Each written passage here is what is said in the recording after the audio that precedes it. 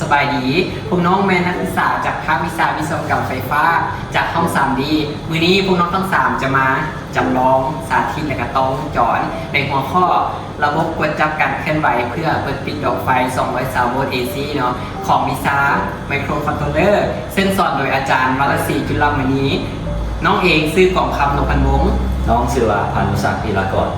น้องเอกชื่อว่าอภิสรสัญราชคันสั้นไปทับซุปกันเลยโอเคทุกคนอันนี้จะเป็นโฟลว์ชาร์ตเนาะลำดับการเรียกของโค้ดของพวกเขาและตัวนี้มันจะเป็นวงจรจำลองที่พวกเขาให้ทุกคนได้เบิ่งเนาะซึ่งในนี้พวกเขาจะใช้เป็นดอก LED แต่ว่าในตัวจริงแบบพวกเขาใช้ดอกไฟ220โวลต์ AC เนาะและนี้ก็จะต่อเข้ากับไฟ220โวลต์เนาะนี่มันอภิสรณ์ทุกคนกำลังสาธิตการต่อวงจรให้พวกเขาเบิ่งอยู่ซึ่งในนี้เนาะอุปกรณ์ที่พวกเขาใช้เนาะประกอบมีเช่นว่า ESP32 PR motion sensor breadboard สายจัมเปอร์สายไฟและหัวปลั๊กเสียบและนอกจากนั้นเนาะก็จะมีเป็น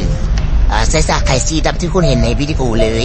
เพื่อสายสายไทยซีเนาะจะใช้เป็นตัวอัปโหลดโค้ดมาจากคอมพิวเตอร์เนาะไปหากับ ESP32 หลังจากนั้นเนาะหลังจากที่ว่าเราอัปโหลดโค้ดแล้วจากนั้นเราก็จะมาจำลองกันเลย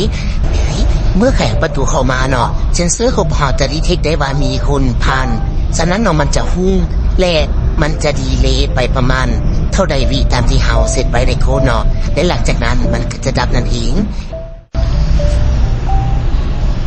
โอเคทุกคนอันนี้จะเป็นภาพบรรยากาศของพวกเขาซึ่งว่าเห็นให้เห็นว่าพวกเขาหันมีความตั้งใจเนาะพยายามลองผิดลองถูกแก้ไขนู่นนี่นั่นเนาะจนกว่าจะได้ซึ่งพวกเขาก็คำนึงถึงคำตอนนี้เสมอมาว่าความพยายามนิสัยความพยายามในที่นั้นแม่นบ่วะ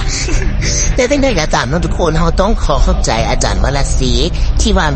อาจารย์วรศรีเนาะที่ว่าเพิ่นมีบทเรียนอะไรกิจกรรมดีๆแบบนี้ให้พวกเขาได้เรียนรู้ได้ทดลองเนาะได้ปฏิบัติตัวจริงเนาะและก็สุดท้ายนี้ขอบใจทุกคนที่รับชมรับฟังเด้อขอบใจหลายๆบ๊ายบาย